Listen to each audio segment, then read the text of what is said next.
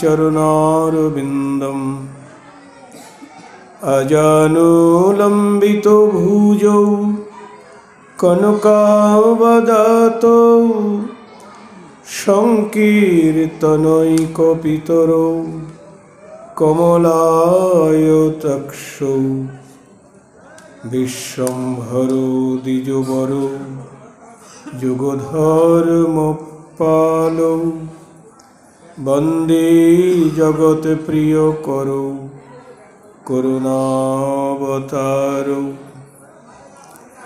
आनन्दलीलामय विग्रहाय हेमाभदिव्यच्छविसुन्दराय तस्मै महाप्रेमरसप्रदाय चैतन्यचन्द्राय नमो नमः। नमस्त्रिकालो सत्ताय जगन्नाथसुताय च सभृत्ताय सपुत्राय सकलत्राय ते नमः। वराहपिराभिरामं मृगमदतिलकं कुण्डलाक्रान्तगण्डं कञ्जक्षं कुम्भकण्ठं स्मितसुभगमुखं स्वधरेणस्तवेणुं स्वामं शान्तं त्रिभङ्गं रविकरवसनं भूषितं वैजयन्त्वं वन्दे वृन्दावनस्थं युवतिशतवृतं ब्रह्मगोपालवेशं तप्तकाञ्चन गौराङ्गी राधे वृन्दावनेश्वरी वृषभानुसुते देवी तं नमामि हरिप्रिये। वृन्दावै तुलसीदेव्यै प्रिया वै केशवस्य च कृष्णभक्तिप्रदे देवी सत्यव्रतै नमो नमः। वाञ्छाकल्पतरुभ्यश्च कृपासिन्धुभ्यैव च पतितानां पावनेभ्यो वैष्णवेभ्यो नमो नमः। जय रूप सनातन भट्ट रघुनाथ श्रीजीव गोपाल भट्ट दास रघुनाथ এই ছয় গোসাইর করি চরণ বন্দন যাহা হইতে বিঘ্ন নাশ অভীষ্ট পূরণ। সর্বশ্রোতা বৈষ্ণব চরণে করি নমস্কার সবে চরণ ধুলি দেহ মস্তকে আমার। যেই নাম সেই কৃষ্ণ ভজনিষ্ঠা করি নামের সহিতে আছেন আপনি শ্রী হরি।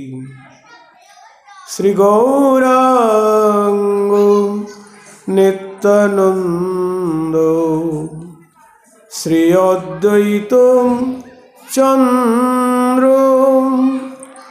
গদাধর শ্রীবাস আদি গৌরভক্তবৃন্দ।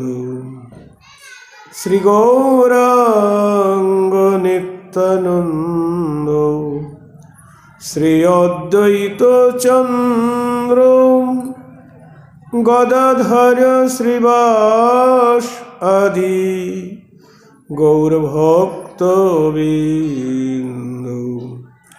শ্রীকৃষ্ণ চৈতন্য প্রভু নিত্যানন্দ হরে কৃষ্ণ হরে রাম শ্রী রাধে গোবিন্দ।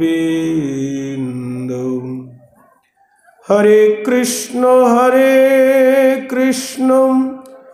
কৃষ্ণ কৃষ্ণ হরে হরে, হরে রাম রাম রাম হরে হরে, হরে কৃষ্ণ কৃষ্ণ কৃষ্ণ হরে হরে, হরে রাম রাম রাম হরে হরে। নিতাই গৌর হরি বল, নিতাই গৌর হরি বল, নিতাই গৌর হরি বল। জয় গৌর হরি।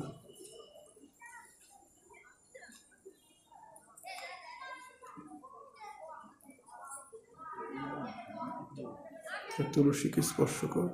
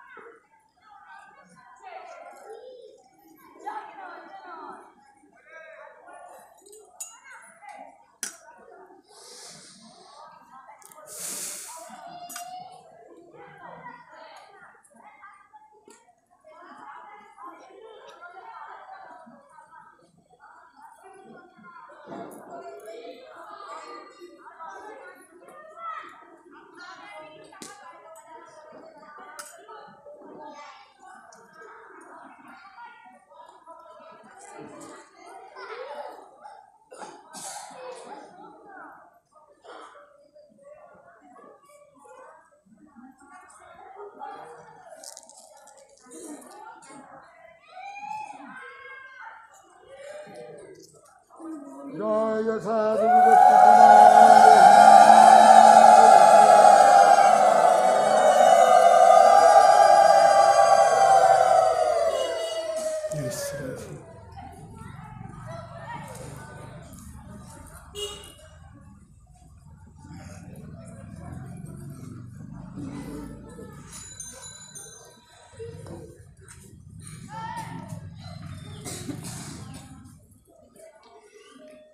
শ্রীচৈতন্য প্রসাদেন তদ্রূপস্য বিনির্ণয়ং বালোপি কুরুতে শস্ত্রং দৃষ্টা ব্রজবিলাসিন। কবিকুল মুকুটমণি শ্রী গৌরাঙ্গ লীলা পার্ষদ শিল কৃষ্ণদাস কবিরাজ গোস্বামীপাদ তার রচিত শ্রী শ্রী চৈতন্য চরিতামৃত গ্রন্থে আদিলীলা চতুর্থ পরিচ্ছেদে মঙ্গলাচরণে বলছেন, শ্রী চৈতন্য প্রসাদে বালকও অর্থাৎ অজ্ঞ ব্যক্তিও শাস্ত্র আলোচনা করি ব্রজবিলাসী শ্রীকৃষ্ণের গৌরাঙ্গ রূপের তত্ত্ব নিরূপণ করতে সমর্থ হয়। যদি শ্রী চৈতন্যের প্রসাদ মানে কৃপা হয়, সে বালক হোক কিংবা অজ্ঞ ব্যক্তি হোক, সে শাস্ত্রের মর্মার্থ উপলব্ধ করতে সমর্থ হয় বা ব্রজবিলাসী শ্রীকৃষ্ণের গৌরাঙ্গরূপের তত্ত্ব নিরূপণ করতে সমর্থ হয়।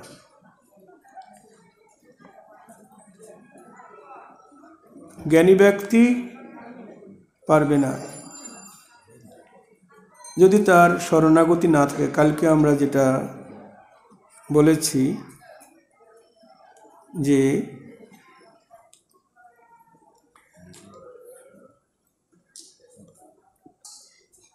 গৌরাঙ্গ তত্ত্ব বা কৃষ্ণ তত্ত্ব জানতে গেলে সর্বোত্তম হয়েও নিজেকে অতি হীন বলে জানতে হবে। কবিরাজ গোস্বামী তিনি তার গ্রন্থের এক জায়গায় বলছেন,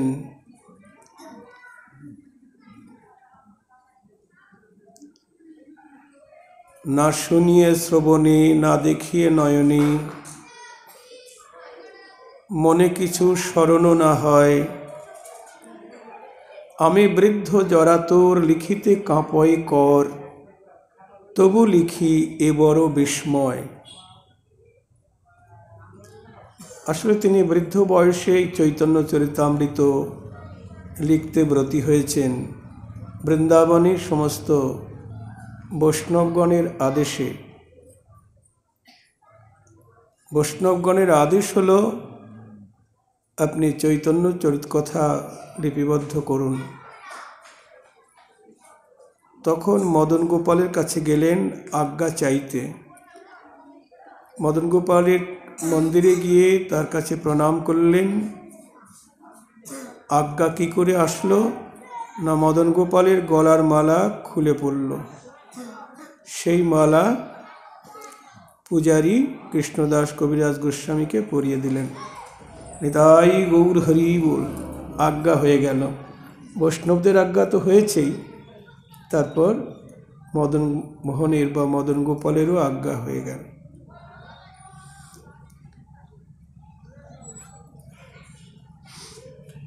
তাই ভক্তি বা শরণাগতি এতেই যোগ্যতা লাভ হয়।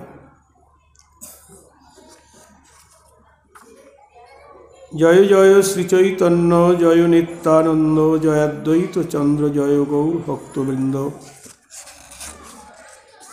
চতুর্থ শ্লোকের অর্থ কইল বিবরণ, পঞ্চম শ্লোকের অর্থ শুনো ভক্তগণ।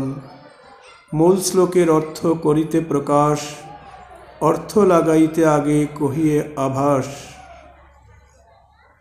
চতুর্থ শ্লোকে কি বললেন না, প্রেম নাম প্রচারিতে। চতুর্থ শ্লোকের অর্থ এই কইল সার, প্রেম নাম প্রচারিতে এই অবতার। গৌরাঙ্গ অবতারের কারণ এই পরিচ্ছেদে কবিরাজ গোস্বামী বলছেন। প্রেম নাম করিতে প্রচার, নাম প্রেম প্রচার করতে তার এই অবতার। চতুর্থ শ্লোক মানে অনর্পিত চরিং চিরাত করুণায় অবতীর্ণ কলৌ সমর্পয়িতুম উন্নত উজ্জ্বল রসাং স্বভক্তি শ্রিয়ম। হরিপুরট সুন্দর দ্যুতি কদম্ব সন্দীপিত সদা হৃদয় কন্দরে স্ফুরতুব শচীনন্দন। যা কোনো যুগে কোনো কালে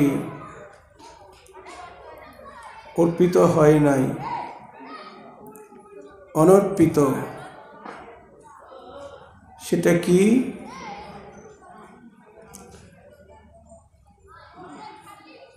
না,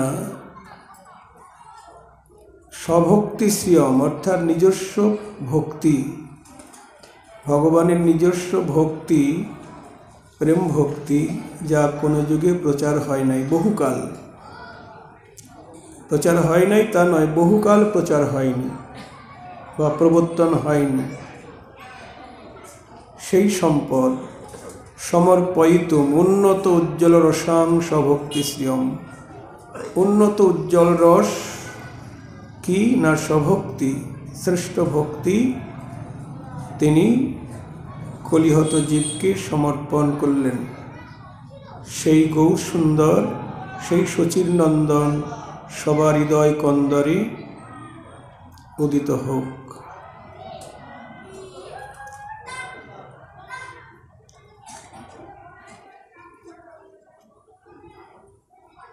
বলছেন প্রেম নাম প্রচারিত এই অবতার, সত্য এই হেতু কিন্তু এহ বহিরঙ্গ। নাম প্রেম প্রচার এহ বহিরঙ্গ, গৌর অবতারের এটা বহিরঙ্গ কারণ। এহ বহিরঙ্গ আর এক হেতু শোনো আছে অন্তরঙ্গ। তার আরেকটি হেতু আছে, সেটা কি? অন্তরঙ্গ। কি অন্তরঙ্গ? না, পৃথিবী পূর্বে যেন পৃথিবীর ভার হরিবারে কৃষ্ণ অবতীর্ণ হইলা শাস্ত্রেতে প্রচারী। স্বয়ং ভগবানের কর্ম নহে ভার হরণ, স্থিতিকর্তা বিষ্ণু করে জগৎ পালন।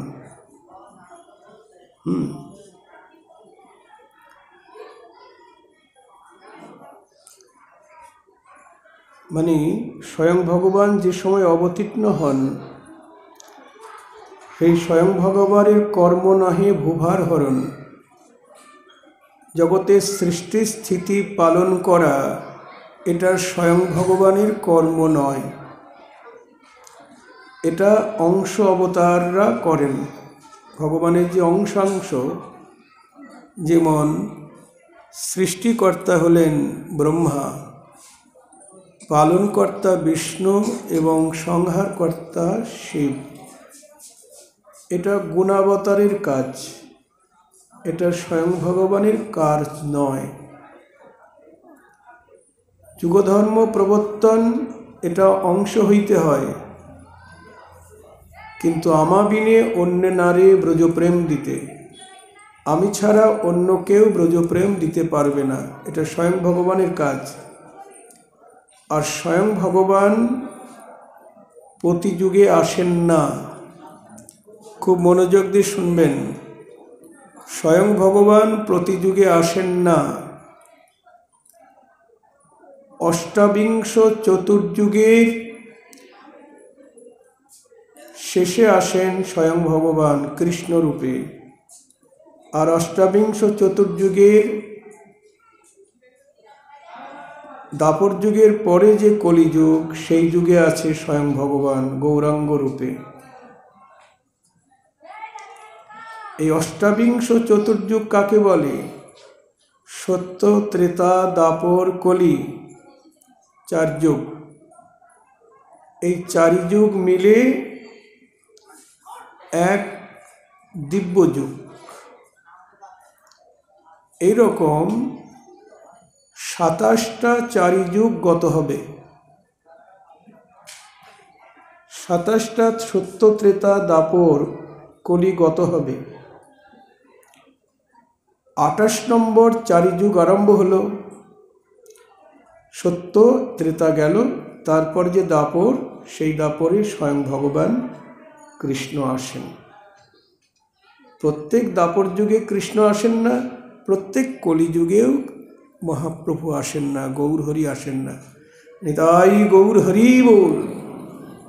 তা আমরা যে গৌরহরিকে পেয়েছি,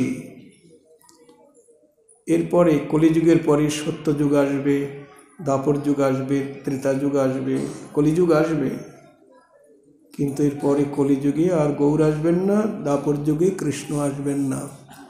আবার এইরকম 27টা সত্যযুগ, 27টা কলিযুগ, 27টা ত্রেতা যুগ, 27টা দাপর যুগ, 27টা কলিযুগ গত হবে। 28 নম্বরে দাপর যুগে কৃষ্ণ আসবেন, 28 নম্বর কলিযুগে গৌরহরি আসবেন।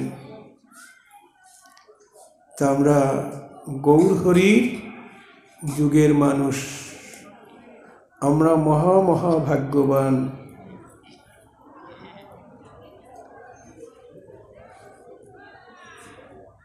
গৌরহরির যুগের মানুষ হয়ে জন্মেছি। তাই এখানে বলছেন গৌরাঙ্গ অবতার কেন হলেন।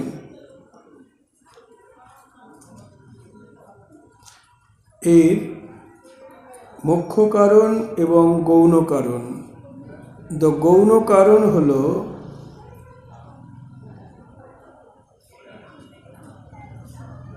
প্রেম নাম প্রচারিতে তার এই অবতার। বলছে এহ বহিরঙ্গ, ইহা ছাড়া আছে অন্তরঙ্গ। অন্তরঙ্গ কারণটা কি না, এখানে বলছেন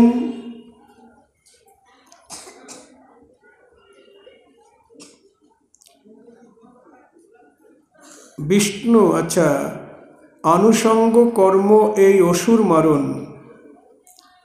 এই যে ভুবার হরণ বা অসুর মারণ, এ সকল নিজের অংশ অবতারের দ্বারা হয়, কিন্তু যে লাগি অবতার কহিসে মূল কারণ।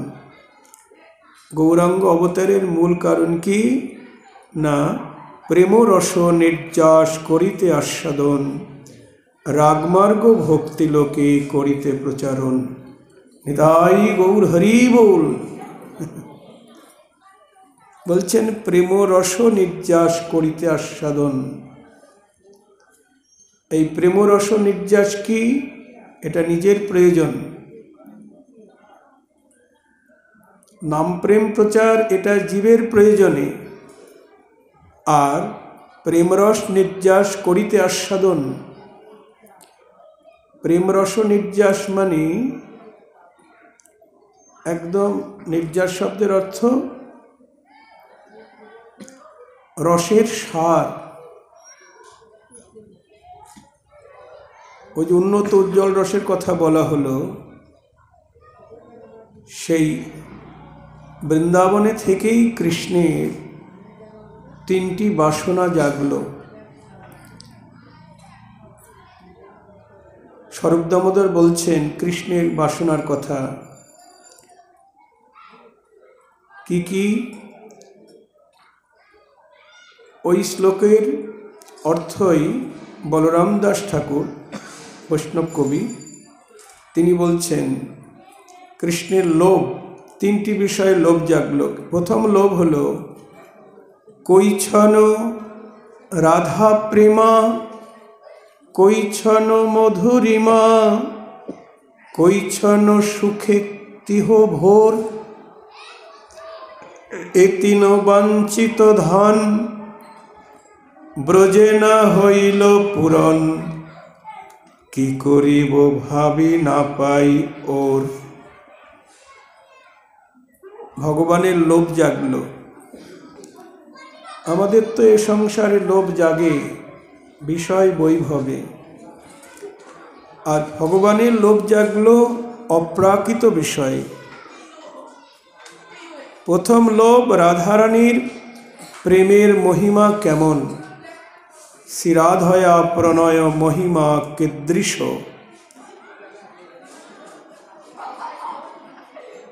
রাধারানীর যে প্রেম, সেই প্রেমের মহিমা কেমন আমি আস্বাদন করব। এ সংসারে সবাই তো কৃষ্ণের সঙ্গে প্রেম করেছে গো, আমরাও করেছি, করছি। কম বেশি সবাই তো কৃষ্ণকে ভালোবাসে। আপনারা ভালোবাসেন বলেই তো এখানে এসেছেন কৃষ্ণের কথা শুনতে। তাহলে কম বেশি সবাই ভালোবাসি কৃষ্ণকে, কিন্তু কারো প্রেমে কৃষ্ণের লোভ জাগলো না। বৃন্দাবনেও অন্য কারো প্রেমে লোভ জাগলো না। বলছেন শ্রীরাধয়া প্রণয় মহিমা কীদৃশ। রাধারানীর প্রণয় মহিমা কেমন বা প্রেমের মহিমা কেমন আমি আস্বাদন করব। কারণ রাধারানীর মতো তো কৃষ্ণকে আর কেউ ভালোবাসে না গো। জয় রাধে। কালকে তো সেটা আপনারা কিছুটা আস্বাদন পেয়েছেন। রাধার প্রেমের মহিমা কেমন আমি আস্বাদন করব। দ্বিতীয় লোভ হলো বানৈব আস্বাদ্য জেনাদ্ভূত মধুরমা কীদৃশ বা মদীয়।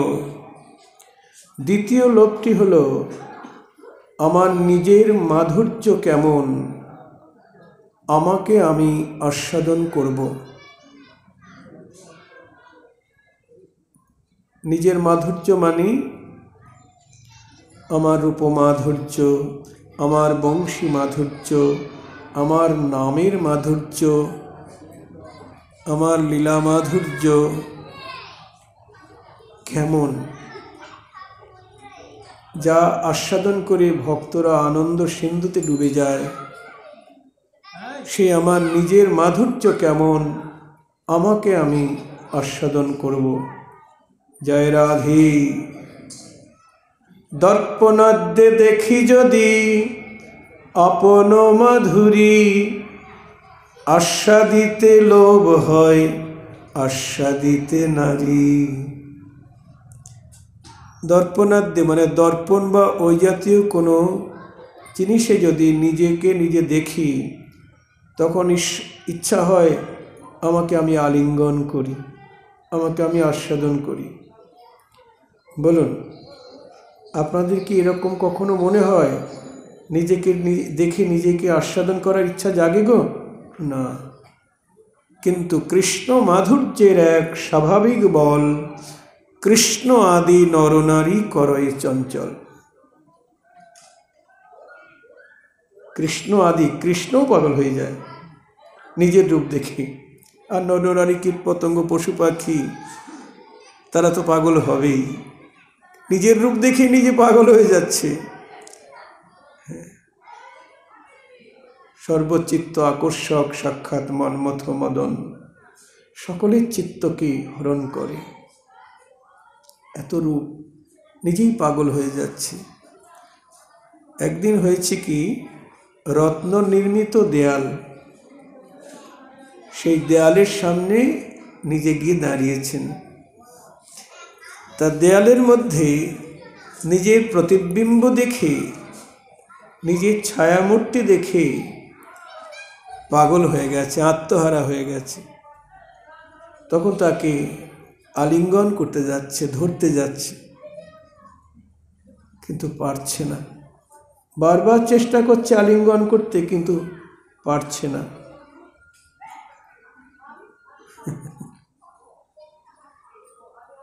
কেমন জ্ঞান নাই, ওটা যে তার ছায়ামূর্তি, তার প্রতিবিম্ব, এই জ্ঞান হারিয়ে ফেলেছেন। নিতাই গৌর হরি বল। আহা,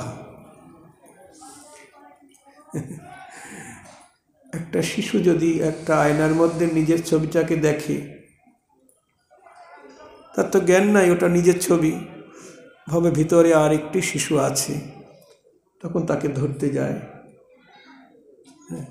তার সঙ্গে খেলা করতে চায়।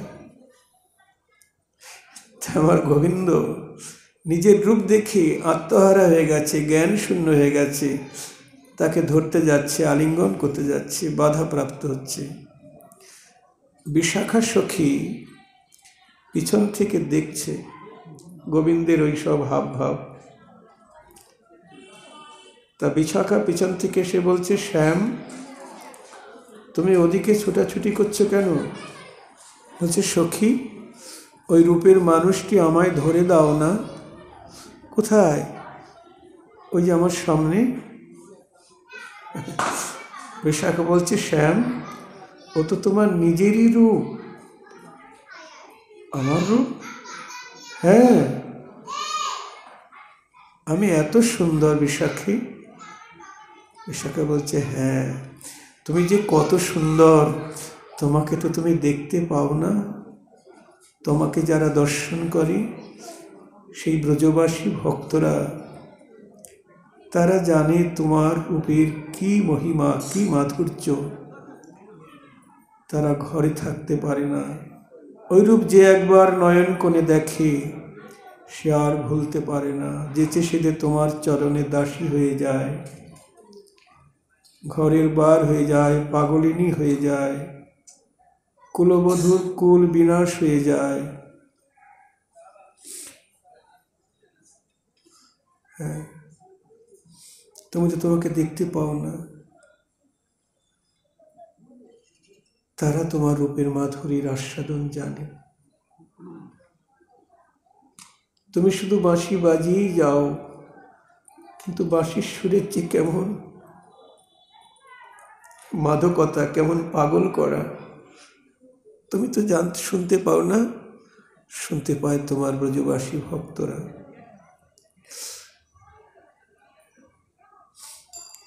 শ্যামসুন্দর বলছেন, সখী, কিন্তু আমার যে ইচ্ছে হচ্ছে আমাকে আমি আলিঙ্গন করি, আমাকে আমি আস্বাদন করি। বিশাখা বলছে, শ্যাম, পারবে না। পুরুষ কখনো কি পুরুষকে আস্বাদন করতে পারে? তুমি যে পুরুষ, এই কারণে তুমি ওই পুরুষের রূপরস মাধুর্যের আস্বাদন পাবে না। ওই পুরুষকে পরিপূর্ণরূপে আস্বাদন করছেন একজন। ব্রজবাসীরা সবাই আস্বাদন করছেন, কিন্তু সম্যক রূপে বা পরিপূর্ণরূপে আস্বাদন করছেন একজন। কে গো? রাধারানী। তুমি যদি ওই পুরুষকে পরিপূর্ণরূপে আস্বাদন করতে চাও, তাহলে তোমাকে কি হতে হবে জানো? তোমায় রাধারানী হতে হবে। বলি রাধার ভাব কান্তি লয়ে তোমায় রাধারানী হতে হবে। রাধার ভাব কান্তি লয়ে তোমায় রাধারানী হতে হবে।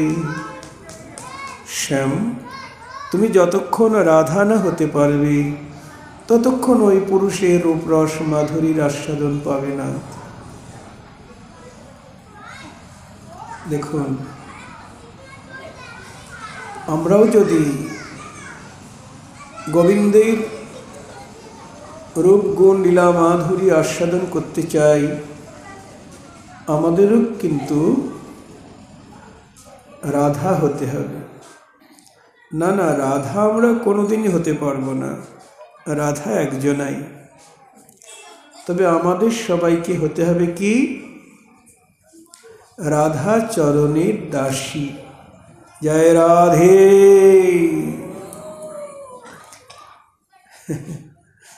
রাধা দাসী হতে হবে। তাহলে শুধু ওই পুরুষের রূপ মাধুরী নয়, সঙ্গে আমার রাধারানীর রূপ মাধুরীও, যুগল মাধুরীর আস্বাদনের অধিকারী হব, যদি আমরা রাধারানীর দাসী হতে পারি। যদি রাধারানী আমাকে কৃপা করে তার নিজের করে অঙ্গীকার করে, তবে তা আমরা দুটি লোভের কারণ পেলাম শ্রী গোবিন্দের। আর তৃতীয় লোভটি কি না? আমাকে ভালোবেসে রাধারানীর কেমন সুখ হয়, কেমন আনন্দ হয়। আমরা তো সবাই ভালোবাসি কৃষ্ণকে, কিন্তু সবার কি একরকম সুখ হয় গো? কৃষ্ণকে ভালোবেসে সবার কি একরকম আনন্দ হয়? হয় না। যার যেমন ভাব তার তেমন লাভ। যার যেমন প্রেম তার তেমন আস্বাদন। প্রেমের দ্বারাই তাকে আস্বাদন করতে হয়। যার অন্তরে প্রেম নাই, সে আস্বাদন পাবে না।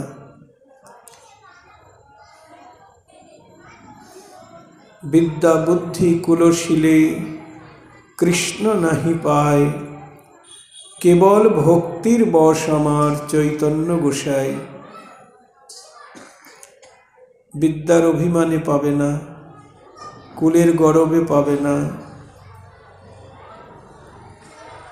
মান অভিমানের দ্বারা তাকে আস্বাদন করতে পারা যাবে না। একমাত্র প্রেমের দ্বারাই অনুভব। বিশুদ্ধ প্রেম চাই। আমরা প্রেম করছি, কিন্তু প্রেমের মধ্যে আবার খাদ আছে, ভালোবাসার মধ্যে হেতু আছে। কালকে নরোত্তম ঠাকুরের প্রার্থনায় বলা হলো না, নিষ্কপটে না ভজিনু তোমা। তোমাকে ভজন করছি কিন্তু কপটতা নিয়ে। এই জন্যে প্রেম যার যত বেশি, তার তত বেশি আস্বাদন। নয়ন থাকলেও দর্শন হবে না যদি প্রেম না থাকে। যেমন কিছু যাত্রী তীর্থ দর্শন করতে গেছে নবদ্বীপে, বিশেষ করে মায়েরা, তারা আমাদের মন্দিরের পিছন দিয়ে যাচ্ছে আর বলছে নবদ্বীপ খুব বাজে জায়গা। তা আমার শুনে খুব কষ্ট হলো। কি বলছেন গো, নবদ্বীপ বাজে জায়গা বলছেন কেন? শাস্ত্রে তো অন্য কথা বলে, নবদ্বীপ হেন স্থান ত্রিভুবনে নাই, জহি অবতীর্ণ হলেন চৈতন্য গোসাই, নিতাই গৌর হরি বল। আর সেই নবদ্বীপকে আপনারা বলছেন বাজে জায়গা, কেন বলছেন গো? বলছে পচা ড্রেন, পায়খানা। ও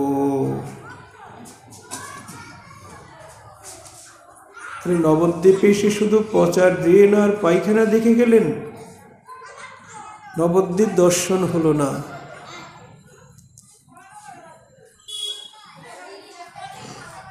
ভাবুন,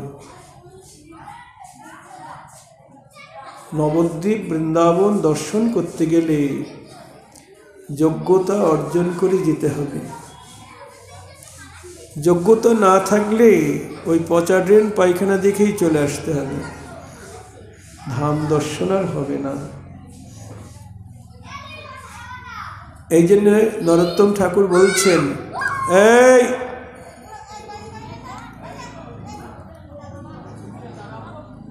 আর কবে নিতাই চাঁদ করুণা করিবেন, সংসার বাসনাম কবে তুচ্ছ হবে, বিষয় ছাড়িয়া কবে শুদ্ধ হবে মন, কবে হাম হেরি বসে মধুর বৃন্দাবন। কি বলছেন? বিষয় ছাড়িয়া কবে শুদ্ধ হবে মন, কবে হাম হেরি বসে মধুর বৃন্দাবন। বৃন্দাবনে গেলেও বৃন্দাবন দর্শন হবে না, নবদ্বীপে গেলেও নবদ্বীপ দর্শন হবে না, যদি মন শুদ্ধ না হয়।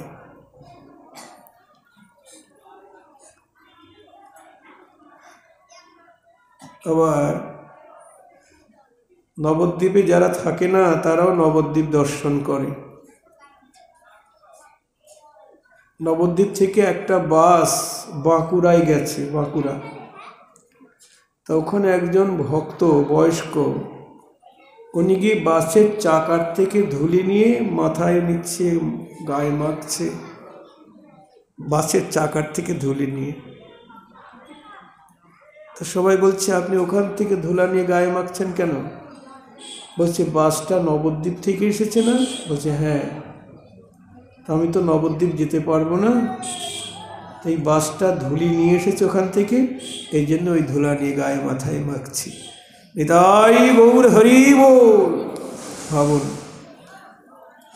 তারা নবদ্বীপ এসেও নবদ্বীপ দর্শন পেল না, আর উনি বাঁকুড়া থেকে নবদ্বীপ দর্শন করছেন। একজন বিদেশি অস্ট্রেলিয়া থেকে এসেছেন, আজ থেকে 30 বছর আগের কথা বলছি। বেশ নিয়েছেন, বৈরাগ্য নিয়েছেন। তা খালি পায়ে দুপুরবেলা করতাল বাজিয়ে যাচ্ছেন, চৈত্র মাস। তা আমি বললাম, চরণে তাপ লাগছে না, একটু পাদুকা ব্যবহার করতে পারেন? বলছে, না বাবাজি, নবদ্বীপ নিতাই গৌরের লীলাভূমি, এখানে খালি পায়ে চলাই উচিত। সেই বিদেশি ভক্ত অস্ট্রেলিয়া থেকে এসেছেন। আরেকদিন তাকে দেখলাম ভোর 4টের সময় গঙ্গার ঘাট পরিষ্কার করছেন। খোঁজ নিয়ে জানলাম ওনার এক সঙ্গী ছিলেন, সেই সঙ্গী বললেন উনি অস্ট্রেলিয়ায় কলেজের প্রিন্সিপাল ছিলেন, এখানে এসে গঙ্গার ঘাট পরিষ্কার করছেন। চৈতন্য ভাগবতে আছে, জগাই মাধাই গঙ্গার ঘাট পরিষ্কার করতেন। নিত্যানন্দ প্রভুর আদেশে জগাই মাধায় নিত্যানন্দ প্রভুর কাছে বললেন যে, প্রভু, মদের নেশায় বিভোর হয়ে অজ্ঞানতাবশত কত বৈষ্ণবকে দুঃখ দিয়েছি। তখন তো জ্ঞান ছিল না। এই অজ্ঞানচিত বৈষ্ণব অপরাধ থেকে কি করে নিস্তার পাব? তখন প্রভু নিতাই চাঁদ বলেছিলেন, প্রতিদিন 2 ভাই 2 লক্ষ হরিনাম করবি আর গঙ্গার ঘাট পরিষ্কার করবি। তাহলে বৈষ্ণবদের সেবা করা হবে। যার কাছে অপরাধ করেছি সেও স্নান করবে, যার কাছে করিস নাই সেও স্নান করবে। তাই বৈষ্ণব সেবার দ্বারাই বৈষ্ণব অপরাধ থেকে নিস্তার পাওয়া যায়। তাই জগাই মাধায় প্রতিদিন গঙ্গার ঘাট পরিষ্কার করতেন। জগাই মাজার ঘাট বলে একটা ঘাট আছে, প্রতাপনগর ছাড়িয়ে যেতে হয়। সেদিন দেখেছিলাম সেই বিদেশি ভক্তকে গঙ্গার ঘাট পরিষ্কার করতে। দেখুন, উনি শুধু চৈতন্য ভাগবত পড়েছেন বা শুনেছেন এটাই নয়, উনি নিজে আচরণ করছেন। তখন ভাবলাম, আমি তো পড়েছি, কিন্তু আমার তো একবার ইচ্ছা হলো না আমি একটু গঙ্গার ঘাট পরিষ্কার করি। কিন্তু উনি বিদেশ থেকে এসে কত ভক্তি থাকলে এটা করা যায় গো। মানবাভিমান থাকলে তো এটা হবে না। নিতাই গৌরের প্রতি প্রেম না হলে তো নবদ্বীপের প্রতি শ্রদ্ধা আসবে না। যত নিতাই গৌরকে আমরা ভালোবাসতে পারব, ততই নবদ্বীপের প্রতি শ্রদ্ধা হবে। আর নিতাই গৌরের প্রতি ভালোবাসা না হলে তাদের নবদ্বীপের প্রতি শ্রদ্ধা আসবে না। এখন সব টুরিস্টরা সব যায় মায়াপুরে ছোটে, ওখানে জাঁকজমক আছে তো ওখানে সব ছুটছে, কিন্তু ধামেশ্বর মহাপ্রভুকে কেউ দেখতে যাচ্ছে না। সবাই রংচং দেখতে যাচ্ছে, ঐশ্বর্যের প্রাচুর্য যেখানে সেখানে ছুটছে। কিন্তু কত নবদ্বীপে সিদ্ধ পীঠস্থান আছে, সেখানে যাচ্ছে না। তাই এই জন্যে বলছে, নয়ন থাকলেই শুধু হবে না, প্রেমের নয়ন করতে হবে, অনুরাগের নয়ন। গুরু কৃপা অঞ্জন নয়নে মাখাতে হবে। অঞ্জন মানে কাজল। কাজল দিলে যেমন চোখ পরিষ্কার হয়, তেমনি গুরু কৃপারূপ অঞ্জন নয়নে দিলে দিব্য নয়ন হয়, প্রেমের নয়ন হয়, অনুরাগের নয়ন হয়। আর সেই নয়নে হয় গৌর গোবিন্দের লীলাভূমি দর্শন, হরিভক্ত দর্শন। নিতাই গৌর হরি বল। চৈতন্য চরিতামৃত বলছেন, দেখিয়া না দেখে যত অভক্তের গণ। যাদের ভক্তি নাই তারা হলো অভক্ত, তারা দেখেও দেখতে পায় না। ভক্তি না থাকলে দেখতে পাবে না। রাজনৈতিক নেতারা একদল আর এক দলের গালাগালি দিচ্ছে, যে একদল আর এক দলকে গালাগালি করতে পারবে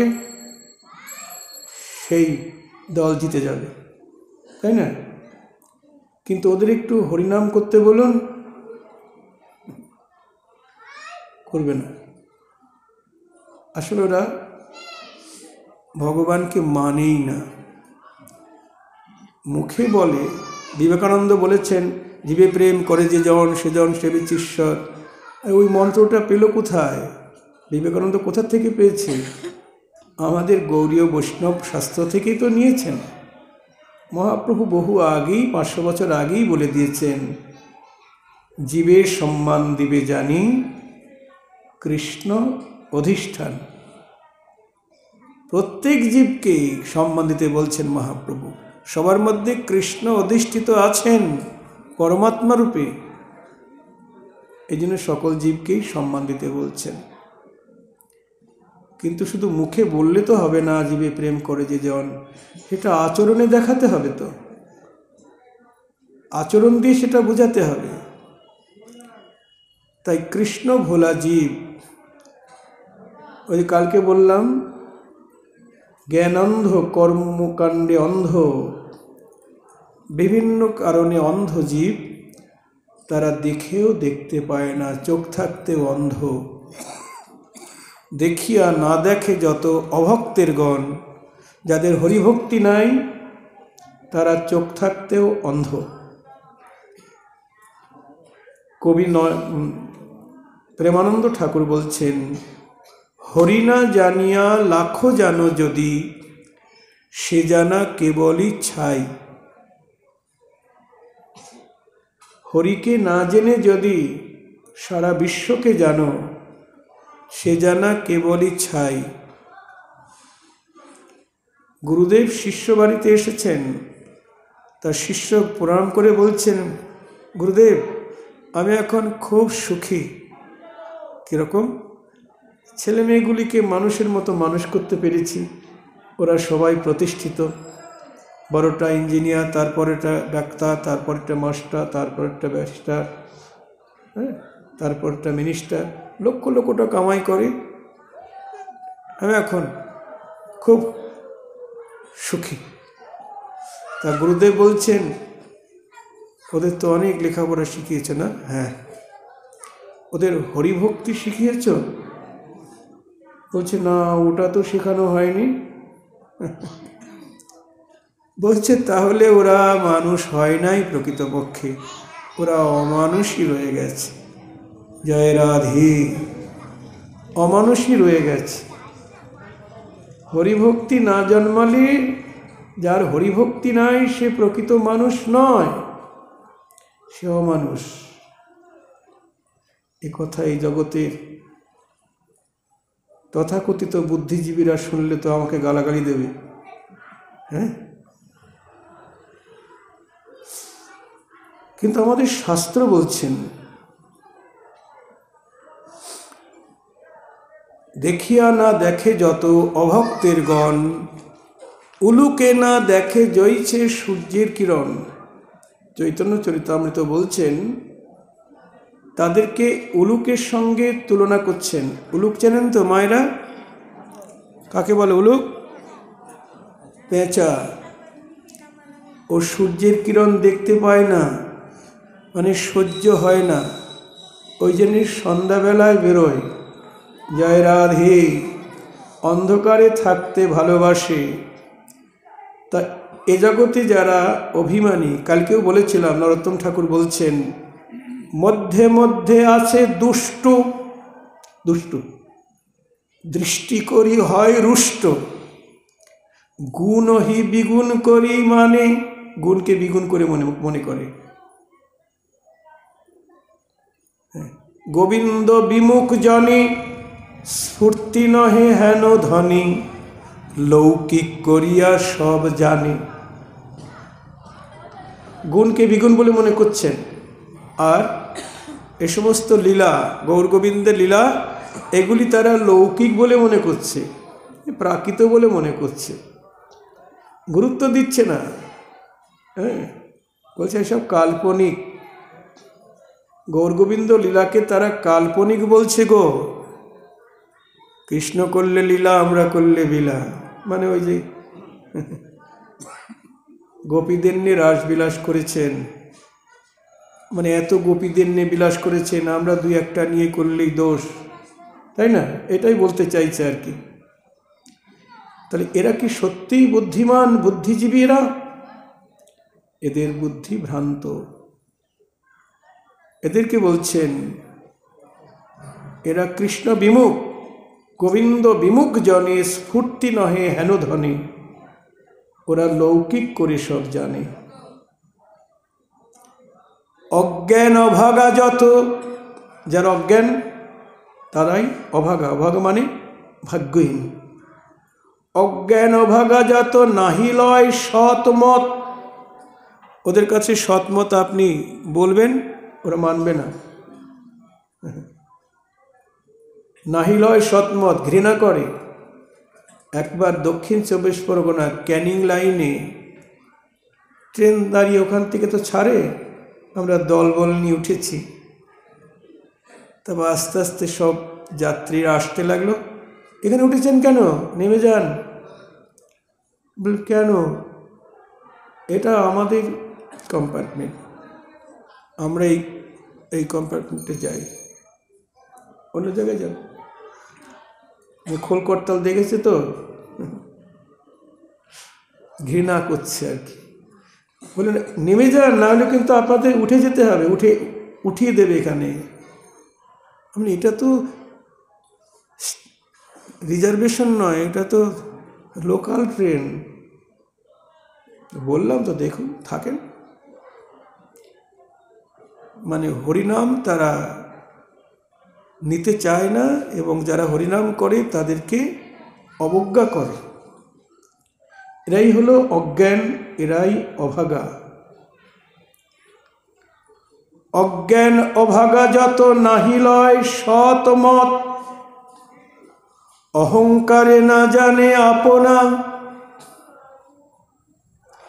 নবদ্বীপে একদিন একটা লাইট পোস্টের সঙ্গে একজনের ছবি দেখলাম, আর সেখানে লেখা আছে যে এতদিন এই বাংলায় রাম নাম শুনি নাই, কিছুদিন হলো এখানে রাম নামের আমদানি হয়েছে। তারপরে লিখেছে, আমার নাতনিকে জিজ্ঞেস করলাম এই ভগবানকে চিনিস?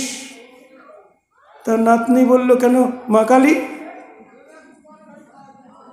তারপরে নিচে লেখা আছে একজন অর্থনীতিবিদের নাম, নোবেল পুরস্কার প্রাপ্ত। তিনি ভগবান বলতে মা কালীকেই চেনেন, নাতনি বলেছে ওইটাই ভগবান। উনি রাম নাম কোনোদিন শোনেন নাই। তাহলে ভাবুন, ওই নোবেল দিয়ে কী লাভ হবে? কোনো লাভ আছে? ওটা তো সঙ্গে যাবে না। যখন চলে যাবেন তখন তো বলতে হবে বলো হরি হরি বল, তাই না? এরা হলো অজ্ঞান অভাগা।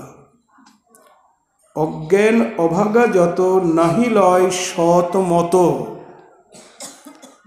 অহংকারে না জানে আপনা। অহংকারে বশবর্তী নিজেকে চেনে না, জানে না আমি কে, আমি কে এটা জানে না। স্বয়ং সনাতন গোস্বামী মহাপ্রভুকে জিজ্ঞেস করেছেন, যিনি এত বড় পণ্ডিত,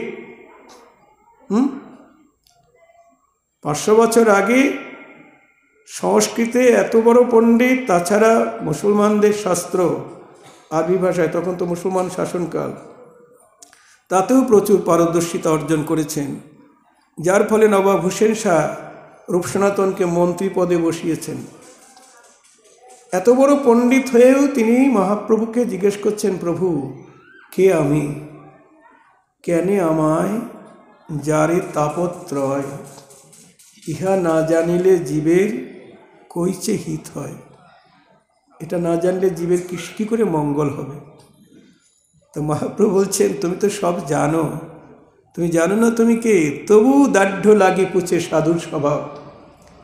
বলি তাহলে শোনো, জীব নিত্য কৃষ্ণদাস।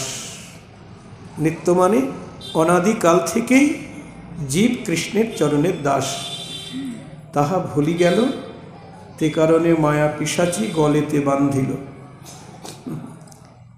কৃষ্ণকে ভুলে যাওয়ার জন্যেই মায়ারূপ পিশাচি একেবারে গলে আষ্টে পৃষ্ঠে বেঁধে ফেলেছে। মায়াকে পিশাচি বলছে গো। পিশাচে ধরলে কি হয়? এই জগতে যার কারো ভূত প্রেতে ধরে না, পিশাচে ধরে তখন কি করে? ওই ওঝাইটে ঝাঁটা টাটা দিয়ে ঝাড়ে না, ঝাঁটা দিয়ে ওই ভূত প্রেতকে ঝাড়ায়। যখনই কৃষ্ণকে ভুলে গেল জীব, তখন মায়া পিশাচি তার গলে জড়িয়ে ধরল। এবার উপায় মহাপ্রভু বললেন, তাতে কৃষ্ণ ভজে করে গুরু সেবন, মায়াজাল ছুটে পায় কৃষ্ণের চরণ। নিতাই গৌর হরি বল। এবার তত্ত্ববস্তু কৃষ্ণকে ভজন করতে হবে আর সদ্গুরুর চরণ আশ্রয় করে তার সেবা করতে হবে। তার উপদেশ মন্ত্রে মায়া পিশাচি পালিয়ে যাবে। তাই তত্ত্ব কেউ শুনতে চায় না, এরাই অভাগা, এরাই উলুক। দেখিয়া না দেখে যত অভক্তের গণ, উলুকে না দেখে জইছে সূর্যের কিরণ। এই জন্যে ভক্তি বা প্রেমের দ্বারাই আস্বাদন, যার যেমন প্রেম তার তেমন আস্বাদন। তা গোবিন্দের লোভ জেগেছে যে আমাকে ভালোবেসে আমাকে সেবা দিয়ে রাধারানীর কী ধরনের সুখ হয়। আমরাও গোবিন্দকে সেবা দিই, বৈষ্ণব সেবা দিই। কীভাবে বলি গো? জিজ্ঞেস করলাম, কী উপলক্ষে বৈষ্ণব সেবা দিচ্ছেন? ওই ছেলের অসুখ করেছিল, মানত করেছিলাম, অসুখ সেরে গেলে বৈষ্ণব সেবা দেবো। ও, এটা কি বৈষ্ণব সেবা হলো? না, এটা বিশুদ্ধ সেবা হলো না। কোনো হেতু থাকবে না। সেবা দিতে গেলে তার পিছনে কোনো হেতু থাকবে না। যেমন রাধারানী সর্বস্ব দিয়ে গোবিন্দের সেবা করে, সর্বস্ব দিয়ে। আমরা তো টাকা দিয়ে আসি মন্দিরে, সেবা হয়ে যায়, তাই না? বাড়িতে ঝামেলা টেলাবাকে করে অত। আর রাধারানী নিজের দেহ, মন, প্রাণ, জীবন, যৌবন সর্বস্ব দিয়ে গোবিন্দের সেবা করে, কিন্তু বিনিময়ে এক বিন্দু নিজের সুখ চায় না, এক বিন্দু না।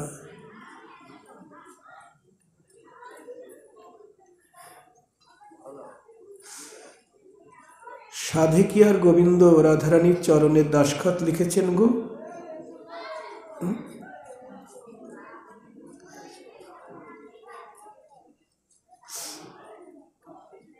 এক সময় দান লীলায় আমরা এটা পাই।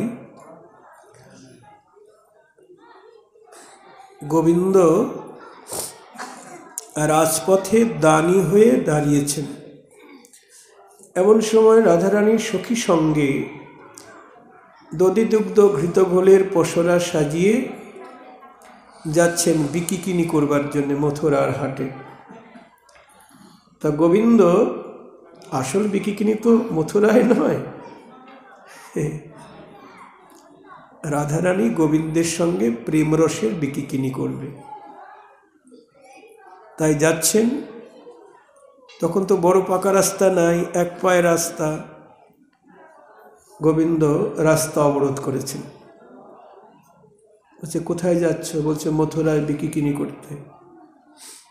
তাহলে আমাকে দান দিয়ে দাও, কারণ এই রাস্তাটা আমি কংঠ রাজার কাছ থেকে লিজ নিয়েছি আর কি।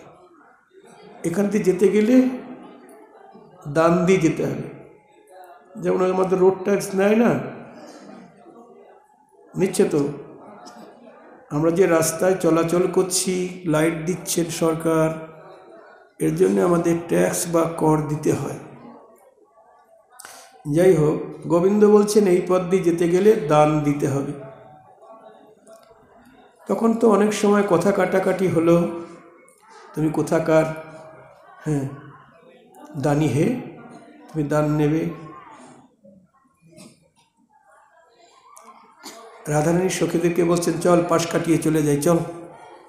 তা রাধারানী যখন পাশ কাটিয়ে চলে যাবেন, তখন গোবিন্দ তার চরণে পড়ে গেছেন, রাধারানীর চরণে পড়ে গেছেন। না যেও না যেও নাই বৈশ তরুতলে, আসিতে পেয়েছ ব্যথা চরণ কোমলে। তুমি দান করো, তখন রাধারানী বলছেন, পরাণ বধূ, তোমাকে আমি কি দান করব? আমার কি আছে যে তাই তোমায় দান করব? বলছেন, বন্ধু তোমার রাঙা পায় কি বলিব আমি আমি বন্ধু তোমার রাঙা পায় কি বলিব আমি। বলি অন্যের অনেক আছে, আমার কেবল তুমি। অন্যের অনেক আছে, আমার কেবল তুমি। বলছে অন্যের অনেক ধন সম্পদ আছে তোমাকে দেবার মতো, কিন্তু আমার ধন সম্পদ সব তো তুমি। তুমি তো আমার ধন সম্পত্তি। দেখুন মায়েরা, রাধারানী কি বলছেন, অন্যের অনেক ধন আছে, আমার কেবল তুমি। তুমি তো আমার ধন সম্পদ, আর তো আমার কিছু নাই।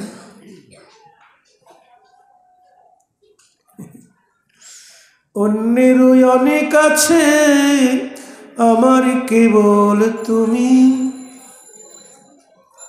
তা তুমি যখন আমার কাছে চাইছো কিছু, তোমাকে দেয়া দরকার, তাই না? যারা ভালোবাসার মানুষ তাদের তো না চাইতেই দিতে হয়। আমরা দেই না? দুর্গা পূজায়, এই পূজায়, সে পূজায় আপনজনকে, ভালোবাসার মানুষকে কত কি দান করি, বাজার থেকে কিনে এনে দিই। তা তুমি যখন আমার কাছে কিছু চাইছো, তা তোমাকে কিছু দেয়া দরকার। মনে ভাবি কি দেব, কি দিব, কি দিব বলি মনে করি আমি। কি দিব, কি দিব বলি মনে করি আমি। কি দেব, কি দেব, কি দেব ভেবে দেখলাম, যেই ধন তোমায় দিব, আমি যেই ধন তোমায় দেব, সেই ধন তুমি। জয় রাধে।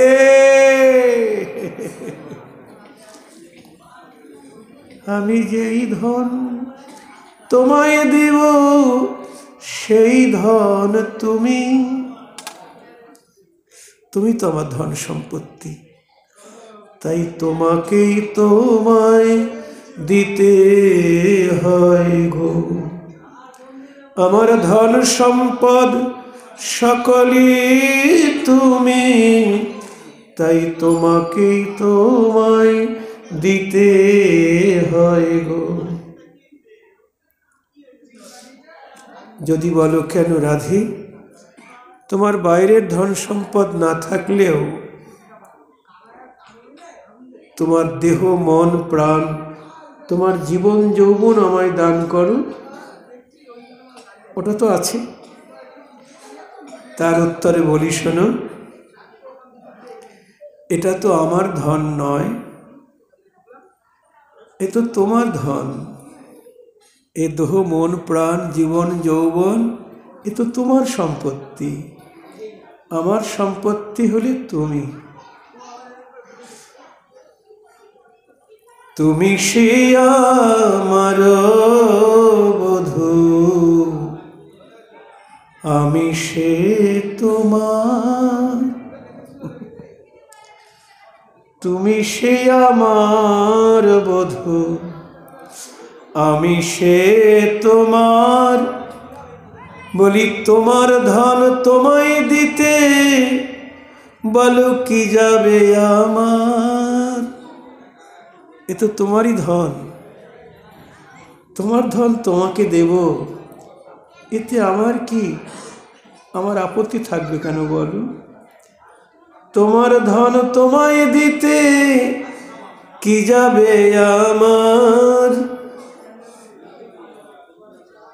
আমা বলতে কিছু রাখি নাই গো, তোমার ওই চরণে সব দিয়েছি, আমা বলতে কিছু রাখি নাই গো।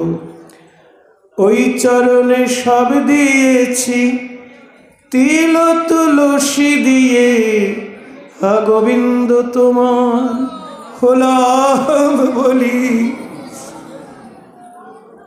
তিল তুলসী দিয়ে, হা গোবিন্দ তোমার হলাম বলি, তোমার ওই চরণে সব দিয়েছি।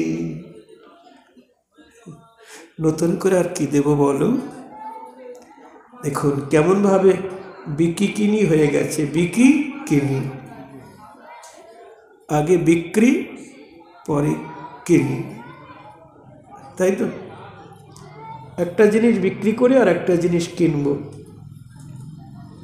চাষিরা যেমন সবজি বিক্রি করে তারপরে কাপড় চোপড় কিনবে, তাহলে আগে বিক্রি করতে হবে, তারপর পয়সা পাবো, সেই পয়সা দিয়ে কিনবো। তা আগে রাধারানী নিজেকে গোবিন্দ চরণে বিক্রি হয়ে গেছে, আর গোবিন্দও তার কাছে বিক্রি হয়ে গেছে। তুমি আমার, আমি তোমার। তার মানে রাধারানীর যা কিছু চেষ্টা সব গোবিন্দ সুখের জন্য। প্রতিক্ষণ এক মুহূর্ত রাধারানীর কৃষ্ণ সুখ ছাড়া নিজের সুখের কামনা নাই, এক বিন্দু সুখ নাই, কামনা নেই। তা গোবিন্দের লোভ জেগেছে, রাধারানী যে আমায় ভালোবাসে, সর্বস্ব দিয়ে আমায় সুখ দেয়, আমাকে ভালোবেসে আমাকে সেবা করি, রাধারানীর কেমন সুখ হয় ওইটা আমি আস্বাদন করতে চাই। গোবিন্দের তৃতীয় লোভ।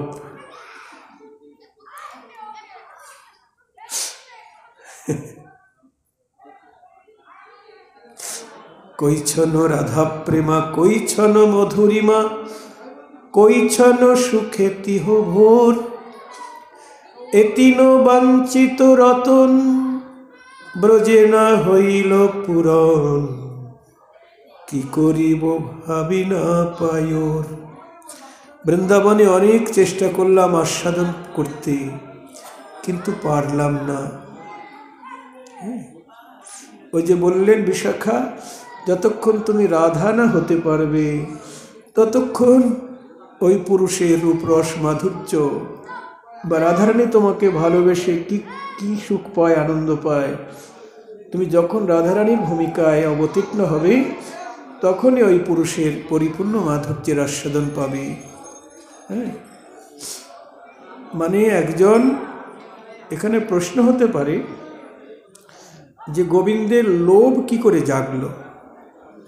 কোনো বস্তুর কিছু আস্বাদন পেলে তবে তো লোভ জাগে নাকি? না, আস্বাদন না পেলেও আস্বাদন দেখলেও লোভ জাগে। এই ভিতরে কথা হচ্ছে কেন এত? কর্তৃপক্ষ একটু দেখে না, এ তো হরিনাম নয়, সুরে গাইলাম,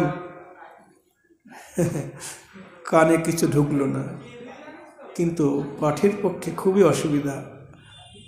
আন কথা কানে এলেই মতি নষ্ট হয়ে যায়। তখন আস্বাদন দেখেও লোভ হয়। যেমন আপনি রাজভোগ কোনোদিন খাননি, মিষ্টির দোকানে গেছেন, আপনাকে দেখিয়ে দেখিয়ে একজন রাজভোগ খাচ্ছে আর বলছে, আহ কি সুন্দর, কি সুন্দর অমৃত, আরেকটা দিন তো। দেখিয়ে দেখিয়ে খাচ্ছে, তখন নিজের একটু লোভ জাগলো, তাই না? যদি একটু আস্বাদন পেতাম ওই রাজভোগে, তেমনি রাধারানী গোবিন্দ মাধুর্য আস্বাদন করি।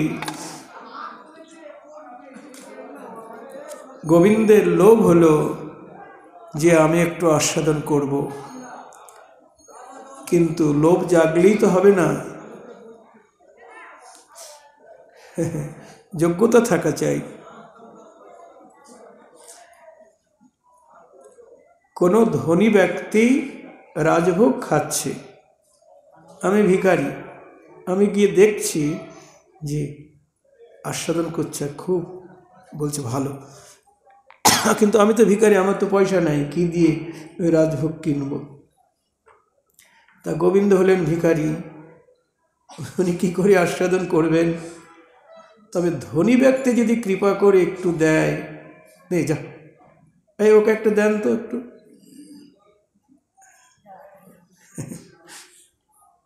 তা আস্বাদনের অধিকারী হলেন রাধারানী। রাধারানী যদি কৃপা করেন গোবিন্দকে, তবেই গোবিন্দ আস্বাদন পাবেন। তাই রাধার চরণে অনুগত হয়ে আমার গোবিন্দ প্রার্থনা করলেন, রাধে তুমি আমায় কৃপা করো। নরোত্তম ঠাকুর মহাশয় বললেন, শ্রীকৃষ্ণ চৈতন্য দেব রতিমতি তারে সেব, প্রেম কল্প তরুবর দাতা। বলছেন আমার গৌরহরি প্রেম কল্প তরুবর দাতা, ব্রজরাজ নন্দন শিরাধিকার প্রাণধন, অপরূপ এই সব কথা। ব্রজরাজ নন্দন শিরাধিকার প্রাণধন কে? আমার কৃষ্ণ। অপরূপ এই সব কথা, সেই ব্রজরাজ নন্দন কি করলেন? নবদ্বীপে অবতরী রাধা ভাব অঙ্গে করি, তার কান্তি অঙ্গের ভূষণ, তিন বাঞ্ছা অভিলাষী, শচীগর্ভে পরকাশী, সঙ্গে সব পারিষদগণ। তাই গৌর হরি বল। রাধার ভাব অঙ্গীকার করলেন, তার কান্তি অঙ্গের ভূষণ করলেন কে? ব্রজরাজ নন্দন শ্রীকৃষ্ণ। রাধার কান্তি নিলেন, রাধার ভাব নিলেন, আর তিনটি বাঞ্ছা, তিন বাঞ্ছা অভিলাষী শচীগর্ভে প্রকাশিত হলেন, সঙ্গে সব পারিষদগণ। গৌরহরি অবতরী রসের বাদর করি। রসের বাদর মানে, বাদর মানে কি? বৃষ্টি। বাদর বা আমরা বাদল বলি। গৌরহরি অবতরী রসের বাদর করি, রসের বৃষ্টি নামিয়ে দিলেন। সাধিলা মনের নিজ কাজ, শিরাধিকার প্রাণপতি, কি কাজে কান্দয়ে নীতি, ইহা বুঝে ভকত সমাজ। গৌরহরি কে গো? শিরাধিকার প্রাণপতি। এসব প্রেম ভক্তি চন্দ্রিকার কথা বলছি। প্রেম ভক্তি চন্দ্রিকা পড়লে সব হয়ে যাবে, সব গৌড়ীয় বৈষ্ণব গ্রন্থের সার কথা।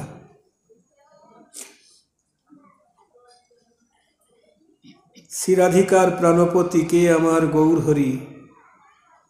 শিরাধিকার প্রাণপতি, কি কাজে কান্দয়ে নীতি, ইহা বুঝে ভকত সমাজ। ভক্ত ছাড়া তো বুঝতে পারবে না, সব ভক্ত বুঝবে না গৌরহরির হাব ভাব। বহুরঙ্গ নিয়ে করে নাম সংকীর্তন, অন্তরঙ্গ ভক্ত সঙ্গে রস আস্বাদন। এখানে প্রেমরস নির্যাস করিতে আস্বাদন, আর রাগমার্গ ভক্তি লোকে করিতে প্রচারণ। আরেকটা তার মুখ্য উদ্দেশ্য হলো বৃন্দাবনের রাগমার্গ ভক্তি জগতে প্রচার করবেন, নিজে আচরণ করবেন এবং প্রচার করবেন। রাগমার্গ ভক্তি কালকে আমরা কিছুটা বলেছিলাম, কিন্তু বিস্তারিত বলা হয়নি। রাগমার্গ ভক্তি কাকে বলে? নরোত্তম ঠাকুর বলছেন প্রেম ভক্তি চন্দ্রিকায়, রাগের ভজন পথ কহিয়বে অভিমত, লোকবেদ সার এই বাণী। খুব মনোযোগ দিয়ে শুনবেন। রাগের ভজন কাকে বলে? ঠাকুর মশাই বলছেন, আমি বলছি না, নরোত্তম ঠাকুর বলছেন, রাগের ভজন পথ কহিয়েবে অভিমত, লোকবেদ সার এই বাণী। সমস্ত বেদের সার,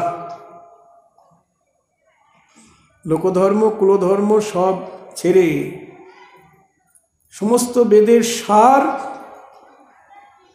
এই রাগমার্গের ভক্তি। লোকবেদ সার এই বাণী।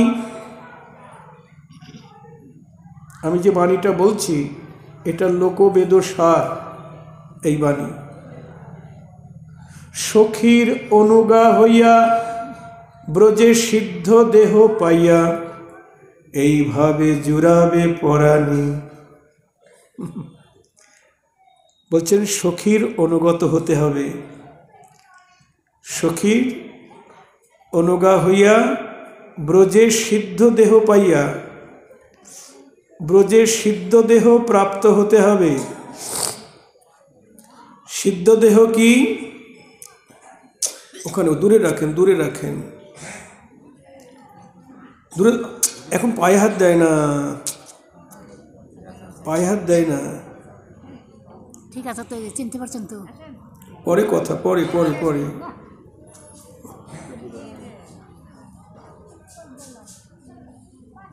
সখীর অনুগা হইয়া ব্রজে সিদ্ধ দেহ পাইয়া,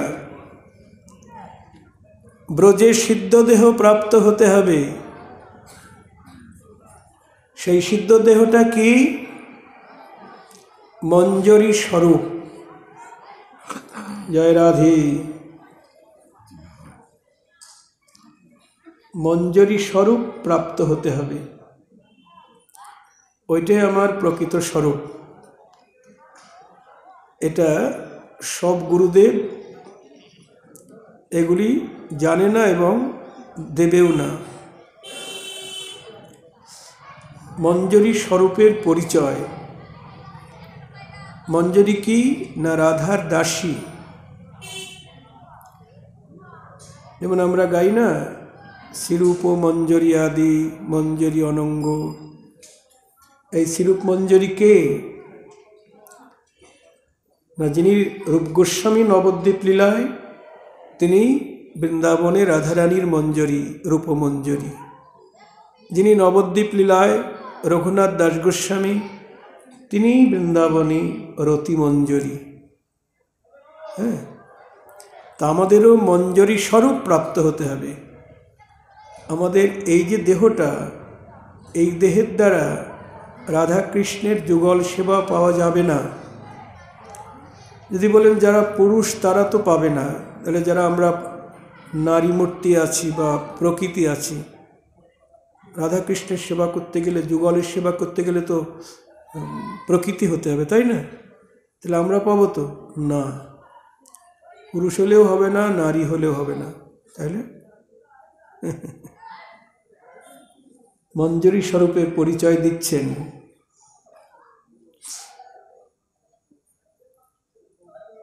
আমার যে নামই থাকুক না কেন এই জগতে, গুরুদেব প্রথমে আমাকে নামকরণ করবেন। নতুন একটা নামকরণ, নবদ্বীপে একটা নাম আর বৃন্দাবনে একটা নাম। নবদ্বীপের নাম হবে পুরুষের নাম। আপনি যদি মেয়ে ছেলেও হন, কিন্তু নবদ্বীপের পরিচয় হবে আপনি পুরুষ, পুরুষের নাম হবে। কারণ পুরুষ মানুষ না হলে তো গৌরহরি তো পুরুষ, কোনো মেয়ে ছেলে তার কাছে তো সেবা করতে দিতে পারবে না, পারবে? এই জন্যে নিজেকে ভাবতে হবে আমি ব্রাহ্মণ কুমার। গৌরহরি তো ব্রাহ্মণ, তার সেবা করতে গেলে আমাকে ব্রাহ্মণ কুমার ভাবতে হবে।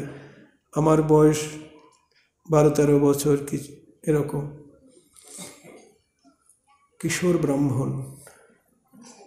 আর বৃন্দাবনেও আমার পরিচয় হবে 12 থেকে 13 বছরের মধ্যে। আমার গুরুদেব আমার বয়স দিয়েছেন, নাম দিয়েছেন বৃন্দাবনে সদা অনুরাগ মঞ্জরি, আর বয়স দিয়েছেন 12 বছর 3 মাস। বর্ণ গৌর বর্ণ, নানা অলঙ্কারে ভূষিতা। কোথায় নিবাস, বাসস্থান কোথায়? কখনো বর্ষানায়, কখনো যাবটে। মানে রাধারানী যখন যেখানে থাকবেন আমার তখন সেখানে বাস হবে। দাসী তো, রাধা দাসী সবসময় রাধারানীর সঙ্গে সঙ্গেই থাকবেন। যেমন ছায়া আর কায়া। কায়া মানে দেহটা, আর কায়াটা যেখানে যাবেন ছায়া তার সঙ্গে সঙ্গে যাবে তো, নাকি আলাদা যাবে? ছায়া তো সঙ্গে সঙ্গেই যায়। তেমনি রাধারানী হলেন কায়া, আর দাসী বা মঞ্জরি হলেন ছায়া। এক মুহূর্ত রাধারানীর সঙ্গ ছাড়া হবে না। রাধারানী 3 মাস শ্বশুরালয়ে থাকে আর 3 মাস বাপের বাড়িতে থাকেন, আবার 3 মাস শ্বশুর বাড়ি, আবার 3 মাস বাপের বাড়ি, এই 12 মাস হয়ে গেল। নরোত্তম ঠাকুর বলছেন, তার প্রার্থনায় আছে দেখবেন, হরি হরি আর কবে এমন দশা হব, ছাড়িয়া পুরুষ দেহ কবে বা প্রকৃতি হব, কবে হাম ব্রজ ভূমে যাব, কবে বৃষ ভানুপুরে আহিরি গোপের ঘরে তনয়া হইয়া জনমিব। আহিরি গোপের ঘরে কোথায়? বৃষভানুপুর মানে বর্ষানা, যেখানে রাধারানীর জন্ম হয়েছে ওই গ্রামেই গোপীগর্ভে আমি কন্যা হয়ে জন্মগ্রহণ করব। সেই দিন আমার কবে হবে? কবে বৃষভানুপুরে আহিরি গোপীর ঘরে তনয়া হইয়া জনমিব। তারপর যাবটে আমার কবে এ পানি গ্রহণ হবে, বসতি করিব সখী মাঝে। পানি গ্রহণ মানে কি গো? ও মায়েরা বলুন, পানি গ্রহণ মানে কি? পানি গ্রহণ, বিয়ে। পানি মানে হাত, আর পানি গ্রহণ মানে বিয়ে হবে। মানে যাবটে আমার কবে এ পানি গ্রহণ হবে, অর্থাৎ যাবটে আমার বিয়ে হবে। বর্ষানায় জন্মাবো, যাবটে বিয়ে হবে। কেন বেথুয়াডুরি হলে হবে না? না, যাবটে বিয়ের কথা বলছে কেন? রাধারানীর যেখানে বিয়ে হয়েছে, যেখানে জন্ম হয়েছে সেখানে আমার জন্ম হবে, আর রাধারানী যেখানে বিয়ে হয়েছে সেখানেই আমার বিয়ে হবে। তবেই তো সবসময় রাধারানীর সঙ্গে থাকতে পারবো। রাধারানী যখন বাবার বাড়ি যাবে আমিও বাবার বাড়ি যাব, রাধারানী যখন শ্বশুরালয়ে যাবে আমিও আমার শ্বশুরালয়ে যাব। তবেই তো, আমি তো দাসী, সবসময় তার সঙ্গে সঙ্গে থাকতে পারব।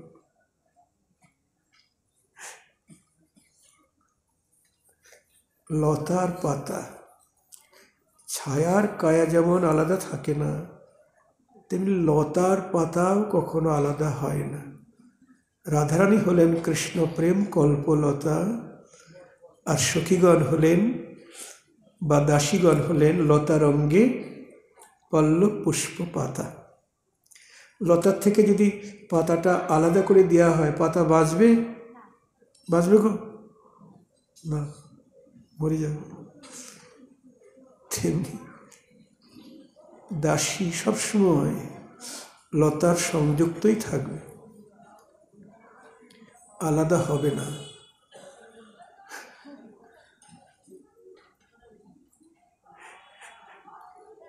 তাই বলছেন, সখীর অনুগা হইয়া ব্রজে সিদ্ধ দেহ পাইয়া এইভাবে জুড়াবে পরাণী।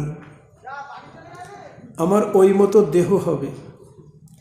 গুরুদেব যে সিদ্ধ দেহটার পরিচয় দিয়ে দিলেন, আরও সেবা দিবেন, তোমার তাম্বুল সেবা কি পদ সেবা কি মালা গাঁথা, এরকম কোনো সেবা নির্দিষ্ট করে দেবেন। আর ওই স্বরূপটাই আমাকে দিবানিশি ভাবতে হবে। আমার এই যে দেহটা, এই যে স্বরূপটা, এটা আমার প্রকৃত স্বরূপ নয়, এটা তো পচে যাবে, এ তো নশ্বর দেহ, না থাকবে, এ দেহ তো থাকবে না। ওই স্বরূপটাই ভাবতে হবে দিবানিশি। ওই স্বরূপটা ভাবতে ভাবতে কি হবে, যখন স্বরূপটা পুরোপুরি ভাবনায় এসে যাবে, তখন আর এই দেহের কথা মনে থাকবে না, এই দেহ স্মৃতি হারিয়ে যাবে। তখন আপনি সেই লীলা সমুদ্রে ডুবে যাবেন, লীলারসে ডুবে যাবেন, রাধা গোবিন্দের নিত্যলীলায় প্রবিষ্ট হয়ে যাবেন। আমরা লিখি না, গুরুদেব বা সাধু সন্ত তারা দেহ রাখলে বলি নিত্যলীলা প্রবিষ্ট অমুক বাবাজি মহারাজ, বলি না, নিত্যলীলা সবসময় লীলা হচ্ছে যেখানে। ওই স্বরূপটি ভাবতে ভাবতে যদি আমি মরতে পারি, এমন ভাগ্য যদি হয়, যদি ওইটা ভাবতে ভাবতে মরতে পারি, ওই দেহটা, তাহলে মরণের পরে যোগমায়া কি করবেন? কৃষ্ণের অন্তরঙ্গ শক্তি যোগমায়া, তিনি আমাকে সেই ব্রহ্মাণ্ডে নিয়ে গোপী গর্ভে জন্ম দিবেন। কৃষ্ণ এখন যে ব্রহ্মাণ্ডে লীলা করছেন, অনন্ত ব্রহ্মাণ্ড তো, এই ব্রহ্মাণ্ড থেকে লীলা করে অন্য ব্রহ্মাণ্ডে চলে গেছেন। লীলা চলছে, নিত্য লীলা চলছে, বিরাম নাই। তা কৃষ্ণ যে ব্রহ্মাণ্ডে লীলা করছেন, সেই ব্রহ্মাণ্ডে সেখানেও বর্ষণ আছে, সেখানেও যাবট আছে, সেখানেও সব আছে, বৃন্দাবন আছে। সেই ব্রহ্মাণ্ডে গোপীগর্ভে যোগমায়া আমাকে জন্ম দিবে। তারপর যাবটে বিয়ে হবে, নিত্যলীলায় রাধারানীর দাসী হয়ে যুগল শিবার অধিকার পাব। জয় রাধে।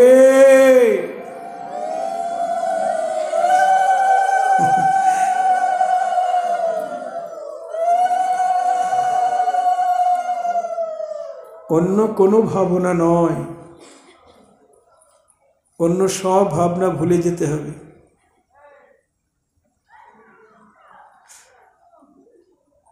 চৈতন্য চরিতামৃতেও আছে, মনে নিজ সিদ্ধ দেহ করিয়া ভাবন, রাত্রিদিন ব্রজে কৃষ্ণ চিন্ত হয়ে অন্তর মন। চৈতন্য চরিতামৃতে আছে। সনাতন শিক্ষায়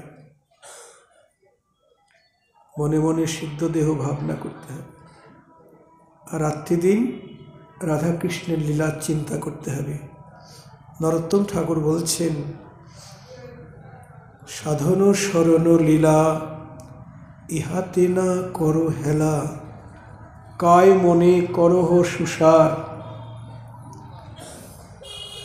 সাধন, আমাদের সাধনটা কি? লীলা স্মরণ।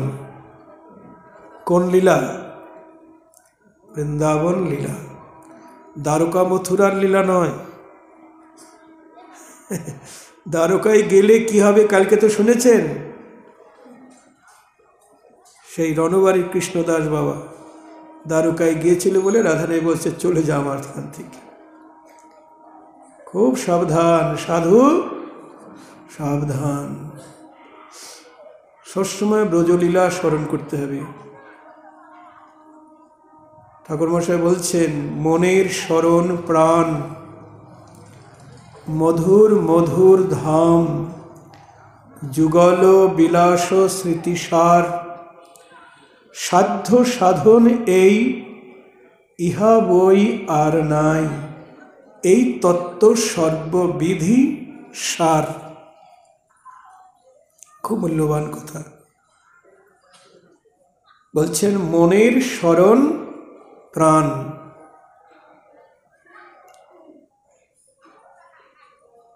মনের স্মরণ প্রাণ মানে মনের প্রাণ আছে। দেহের যেমন প্রাণ আছে, মনেরও তেমনি প্রাণ আছে।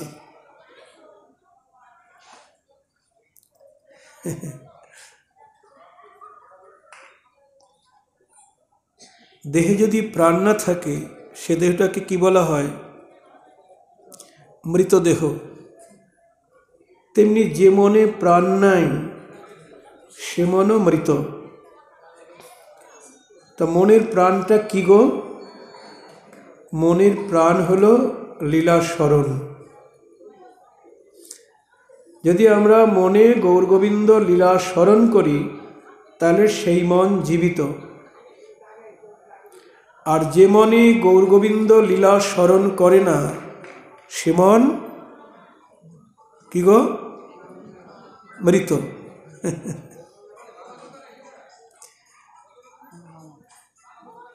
যে দেহে প্রাণ নাই, সেই দেহটা রাস্তাঘাটে পড়ে থাকলে কি হয়? শিয়াল কুকুরে কামড়ে কামড়ে খায়, তাই না? খায় তো। তা যে মনে গৌরগোবিন্দ লীলা স্মরণ নাই, সেই মনটা মৃত। আর সেই মৃত মনটাকেও কামড়ে কামড়ে খায় কে? আমাদের ভিতরে কটা রিপু আছে না, ওইগুলি কাম, ক্রোধ, লোভ, মোহ, মদ, মাৎসর্য,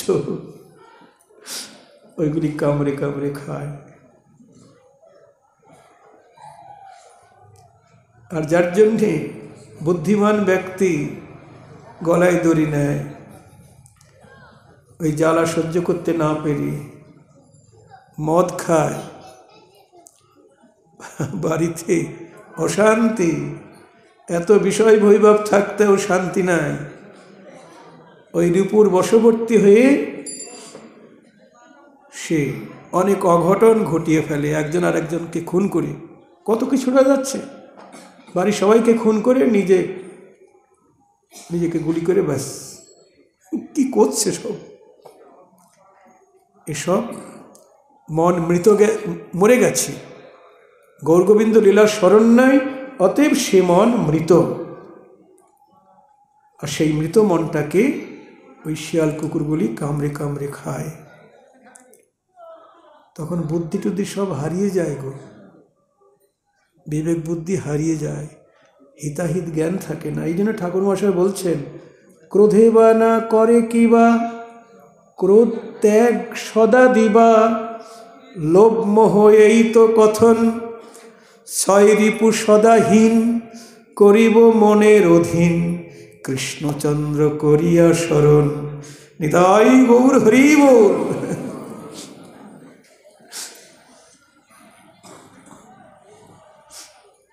এই জন্যে আমাদের সাধন স্মরণ লীলা। যে দেহ জীবিত, সেই জীবিত মানুষের কাছে বাঘ ভালুক আসতে ভয় পায়। তেমনি যে মন জীবিত, সেই জীবিত মনের কাছে কাম ক্রোধাদি রিপুগুলি আসতে পারে না, মায়া আসতে পারে না। যথা কৃষ্ণ তথা নাহি মায়ার অধিকার। কৃষ্ণ সূর্য সম, মায়া অন্ধকার। যথা কৃষ্ণ তথা নাহি মায়ার অধিকার। দেখুন, এই জন্য লীলা স্মরণ করতে হবে সবসময়। বিষয় চিন্তা তো আসবে, স্মরণে বিষয় আসবে। হরিনাম জপ করবেন, মন্ত্র জপ করবেন, চোখ বন্ধ করে ধ্যান করবেন কৃষ্ণকে। ওই ধ্যানের ওইখানে এসে যাবে নাতিপুতি, ছেলে মেয়ে, এইসব বিষয় বৈভব এসে যাবে। কিন্তু ওটাকে দূরে সরিয়ে দিতে হবে। ঠাকুরমশাই বলছেন, রাধা কৃষ্ণ করো ধ্যান, স্বপ্নেও না বলো আন। কি বলছেন? রাধা কৃষ্ণ করো ধ্যান সদা সর্বক্ষণ, স্বপ্নেও না বলো আন। স্বপ্নেও অন্য কিছু মনে এলো না। প্রেম বিনা কিছু নাহি চাও, প্রেম ছাড়া আর কিছু চাইবে না।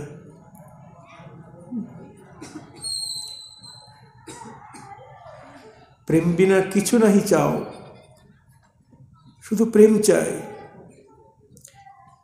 মানুষের প্রতি মানুষের প্রেম নয়, কৃষ্ণের প্রতি প্রেম।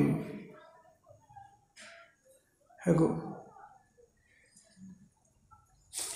মানুষের প্রতি মানুষের ভালোবাসাকে প্রেম বলে না, ওটা কাম। কৃষ্ণের প্রতি ভালোবাসাকেই প্রেম বলে। প্রেম বিনা কিছু নাহি চাও,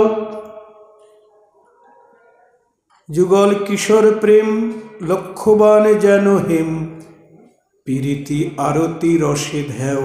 ধ্যান করো, রাধাকৃষ্ণকেই ধ্যান করো। কেমন ভাবে ধ্যান করবে? জল বিনা যেন মিন, দুঃখ পায় আয়ুহীন, প্রেম বিনা এই মতো ভক্ত। মাছ জল ছাড়া যেমন বাঁচে না, বাঁচে গো? জলের থেকে দিকে মাছকে ডাঙায় তোলা হয়, সে মাছ কি করে গো? ছটফট করে।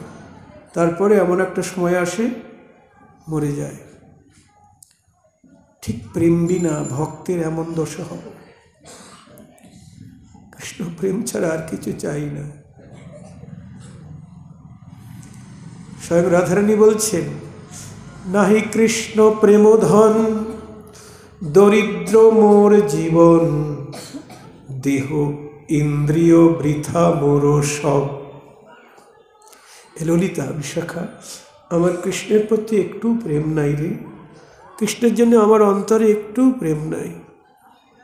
যদি থাকতো তাহলে 100 বছর কৃষ্ণহারা হয়ে আমি বেঁচে থাকতে পারতাম না।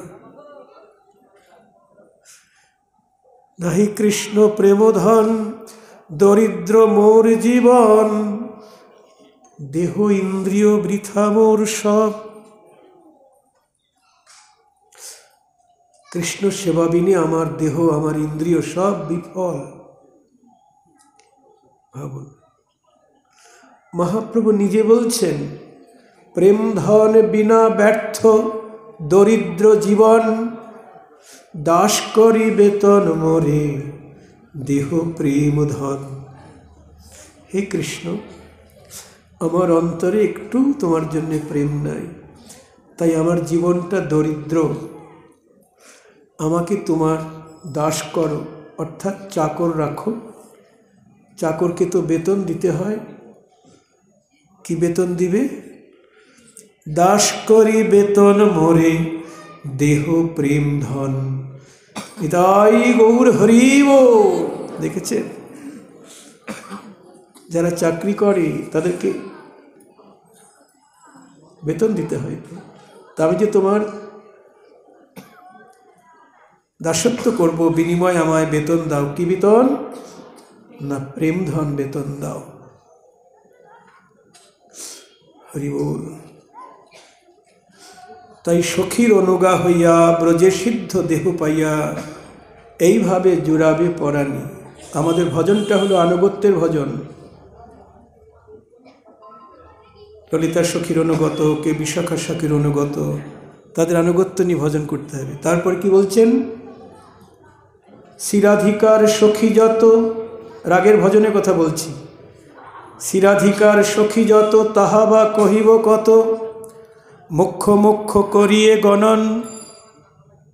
ললিতা বিশাখা তথা সুচিত্রা চম্পকলতা, রঙ্গদেবী সুদেবী কথন। তুঙ্গবিদ্যা ইন্দুরেখা, এই অষ্ট সখী লেখা, এবে কহি নর্ম সখীগণ। নর্ম সখীগণ মানে যারা সেবা পরা সখী, মঞ্জরী, যাদের মঞ্জরী নাম, তারাই হলো নর্ম সখী। মঞ্জরীগণকেও সখী বলা হয়। এবে কহি নর্ম সখীগণ, সেবা পরা সখীগণ, অসংখ্য তাহার গণন, মুখ্য মুখ্য করিয়ে গণন। রাধারানীর অসংখ্য সেবিকা গো, কোটি কোটি। তার মধ্যে মুখ্য মুখ্য কয়েকজনের নাম বলছেন ঠাকুর মশাই। শিরূপ মঞ্জরি সার, শিরতি মঞ্জরি আর, লবঙ্গ মঞ্জরি মঞ্জুলালি। এসব কথা জয় রাধি, এসব কথা সব জায়গায় কীর্তন হয় না আমার মনে হয়, তাই না? কেবল ভাগবত পাঠ হচ্ছে, নাচ গান দিয়েই হচ্ছে, কিন্তু হিন্দি গান, এ গান সে গান। কিন্তু প্রকৃত ভজন রসের কথা আমাদের আস্বাদন করতে হবে। যদি আমরা সত্যি যুগল সেবার অভিলাষী হই। শিরূপ মঞ্জরি সার, শিরতি মঞ্জরি আর, লবঙ্গ মঞ্জরি মঞ্জুলালি। শিরূপ মঞ্জরি হল রূপ গোস্বামী, রতি মঞ্জরি হলেন রঘুনাথ দাস গোস্বামী, লবঙ্গ মঞ্জরি হলেন সনাতন গোস্বামী, আর মঞ্জুলালি মঞ্জরি হলেন লোকনাথ গোস্বামী, নরোত্তম ঠাকুরের গুরু। লবঙ্গ মঞ্জরি মঞ্জুলালি, শিরস মঞ্জরি সঙ্গে রঘুনাথ ভট্ট গোস্বামীর রসমঞ্জরি। শিরস মঞ্জরি সঙ্গে কস্তুরিকা আদি রঙ্গে। কস্তুরিকা মঞ্জরি কে গো? কৃষ্ণদাস কবিরাজ গোস্বামী। রঘুনাথ ভট্ট গোস্বামী এবার গোপাল ভট্ট গোস্বামী হল গুণমঞ্জরি, আর জীব গোস্বামী হলেন বিলাস মঞ্জরি। এই অষ্টমঞ্জরি, অষ্ট গোস্বামী অষ্টমঞ্জরি। কিন্তু আমরা সবাই জানি স্বরগোস্বামীর নাম, তাই না? এই ছয় গোসাই করি চরণবন্ধন, কিন্তু অষ্টগোস্বামী। অনেকে আবার এই অষ্টগোস্বামীর মধ্যে নিজেদের, ছয় গোস্বামী আর নিজেদের গুরুদেব আর তার গুরুদেব এই দিয়ে ঢুকিয়ে দিয়ে বলছে এই অষ্টগোস্বামী। আমাদের গুরুদেব এক গোস্বামী আর তার গুরুদেব এক গোস্বামী, এরকম বলছে আর কি, কিন্তু শাস্ত্রে তা বলছে না। আমাদের নরোত্তম ঠাকুর তা বলছেন না। গুজামিল কথা বললে তো হবে না। তারপর কি বললেন?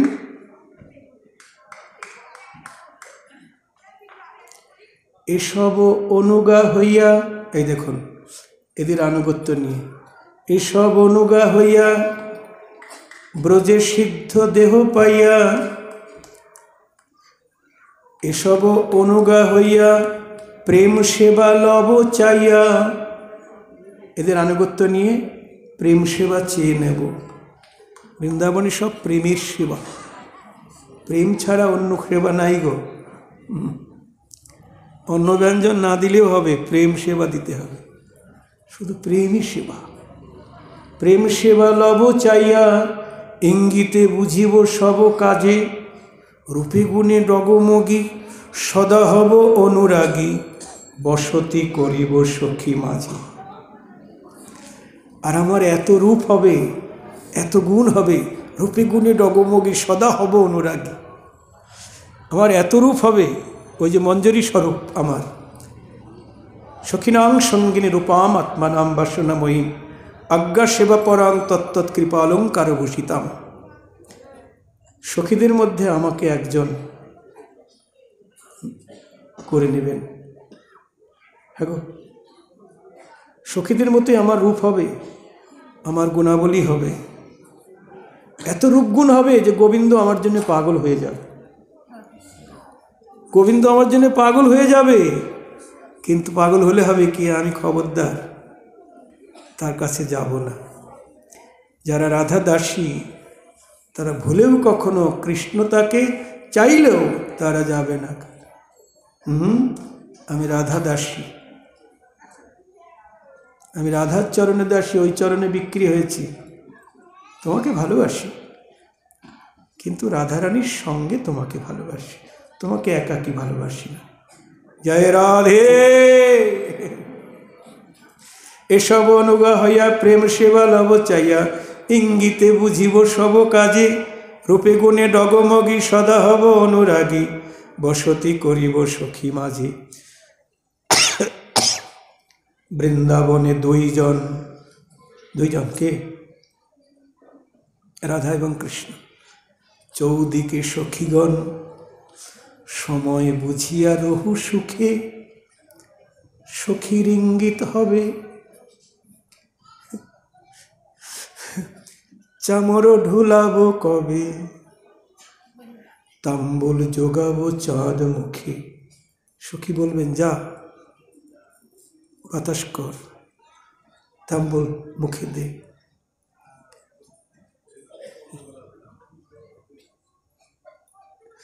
যুগল চরণ সেবী নিরন্তরেই ভাবি। নিরন্তর মানে সবসময়, নিরন্তর এই ভাবনা আমি যুগল সেবা করছি। যুগল চরণ সেবে নিরন্তর এই ভাবি, অনুরাগে থাকিব সদাই। সাধনে ভাবিব যাহা, সিদ্ধ দেহে পাব তাহা, রাগ পথের এই সেই উপায়। রাগানুগ মার্গের ভজনের কথা শুনছেন আপনারা। সাধনে যে ধন চাই, সিদ্ধ দেহে তাহা পাই। পক্কাপক্ক মাত্র সে বিচার, সাধনে যা চাইব সিদ্ধ দেহে তাহা পাব। হ্যাঁ গো, যদি বাৎসল্য প্রেমে কৃষ্ণকে পেতে চাই, বাৎসল্য প্রেমে কৃষ্ণকে পাব। সখ্য প্রেমে পেতে চাই শ্রীদামাদি সখাদের মতো, সেইভাবে পাব। আর যদি মঞ্জরিভাবে যুগল সেবার অভিলাষ করি, রোজে রাধা কৃষ্ণ যুগল সেবার অধিকার পাব। সাধনে যে ধন চাই, সিদ্ধ দেহে তাহা পাই। পক্কাপক্ক মাত্র সে বিচার, পাকিলে সে প্রেম ভক্তি। অপক্কে সাধন রীতি, ভক্তি লক্ষণ তত্ত্বসার।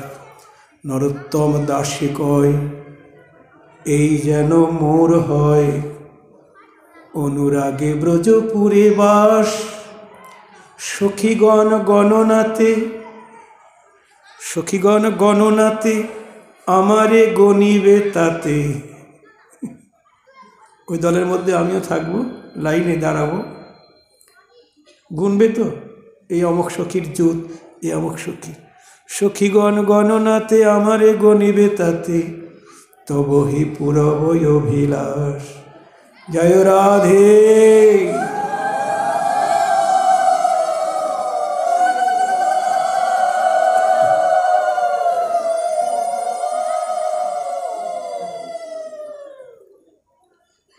আমাকে আজকে আবার কীর্তন করতে বলেছিলেন, কিন্তু আমার তো সম্প্রদায় আসেনি, কি করে কীর্তন করব।